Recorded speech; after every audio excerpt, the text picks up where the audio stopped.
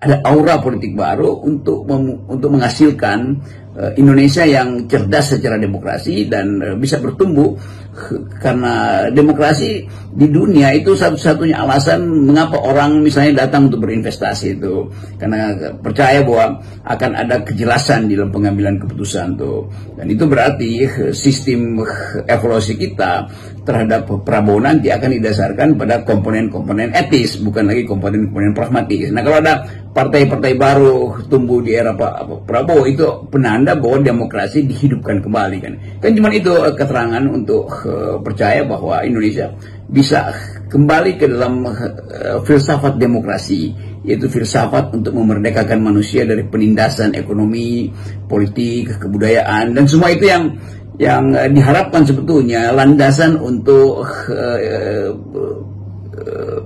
apa istilahnya kan kemarin, landasan untuk generasi baru menatap Indonesia baru dan percaya bahwa bonus demografi adalah hak mereka. Tadi Anda menyinggung soal Pak Prabowo yang Anda yakini akan membuat semacam pembeda lah, kendati sebagai dia selalu menyatakan kelanjutan pemerintahan Jokowi. Seperti apa yang Anda bayangkan kebijakan yang bisa membuat pembeda Prabowo dengan Jokowi itu? Tidak perlu mencemaskan apakah Anies punya semacam grip di dalam politik nanti ketika Prabowo berkuasa, karena saya percaya bahwa di era Pak Prabowo pasti Prabowo akan cari legitimasi baru tuh, bukan legitimasi yang dia peroleh karena disuplai secara simbolik oleh Pak Jokowi melalui kehadiran Gibran. Dan begitu Anies misalnya tuh menumbuhkan harapan baru, maka sorotan akan ada pada Anies, bukan pada Gibran tuh. Sorotan akan ada pada AHY.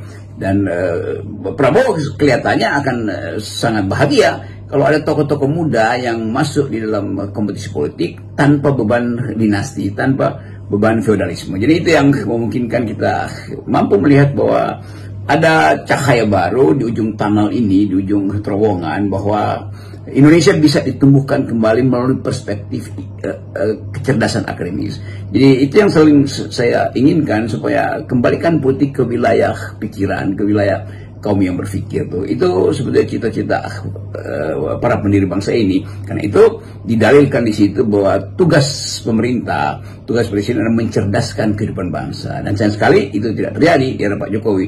Jadi dengan konsep itu Anies bisa mengatakan bahwa ini ada partai untuk mencerdaskan kehidupan bangsa. Orang akan bergerombol di situ, dan inflasi, sebut aja inflasi